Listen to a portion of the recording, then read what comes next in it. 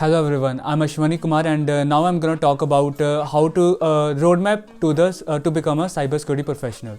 So if you're having the prerequisite skills and you have practice with some kind of CTFs, then how to proceed, like step by step, I'm going to talk about that. So first I would say talk about the networking part. When you have learned everything about the networking, like the SSH and Telnet and how to connect with the ports and everything like that, then you can come for the programming skills. You can learn the Python for the scripting part, then not only with the Python but also the JavaScript to find out the bugs and all.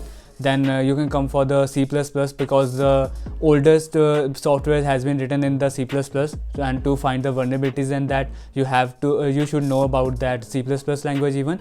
So when you are having the programming skills language, और मैं ये कहूँगा कि एक या दो नहीं but her programming language के बारे में छोटा छोटा ही चाहे वो इंफॉर्मेशन ज़रूर रखो एंड मास्टर द पाइथन, क्योंकि आपको जो आने वाले फ्यूचर में है जो पाइथन के ऊपर स्क्रिप्टिंग करनी पड़ सकती है, और पाइथन एक बहुत ही ईजी लैंग्वेज है स्क्रिप्टिंग करने के लिए. So master the Python and know a little about every programming language else.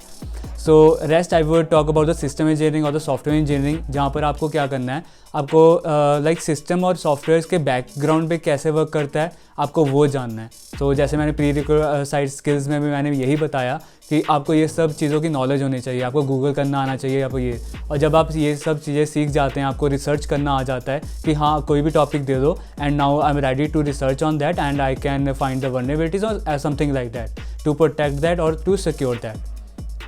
जब आप ये सब चीज़ें सीख लेते हैं then apply your skills in the practical way. और वो कैसे कर सकते हैं, वो आप ऐसे कर सकते हैं, आप CTF सीख सकते हैं, CTF पे जाकर अपने प्रैक्टिस कर सकते हैं और अपने स्किल्स को ज़्यादा से ज़्यादा एनहेंस कर सकते हैं.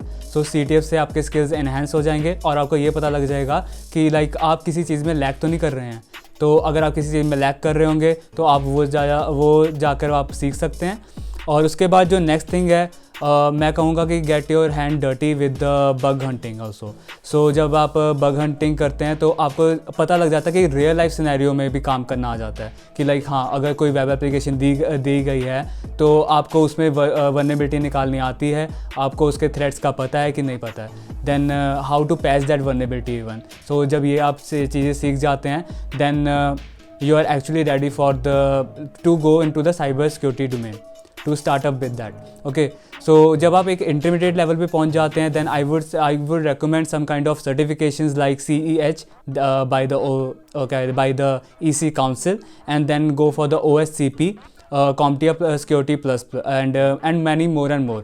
So जैसे जैसे आपका लेवल बढ़ता जाएगा, आप स्टार्ट करेंगे CEH से, और जैसे जैसे आपका लेवल बढ़ता जाएगा आपके सर्टिफिकेशन ऐसे बढ़ते जाएंगे. एंड वो ऐसा नहीं है कि ये कुछ भी सर्टिफिकेशन ऐसे है जो वैल्यूएबल नहीं होते हैं, बट इस सर्टिफिकेशन से एक वैल्यूएबल सर्टिफिकेशन है जो कि आपको, अगर आप कंपनी में जॉब कर रहे हैं तो आपको आपके प्रमोशन में हेल्प करेगा, और अगर आप एक बिगिनर हैं तो आपको जॉब लेने में हेल्प करेगा. So certifications are also having a major role and plays the major role in taking the jobs or in the promotion kind of things.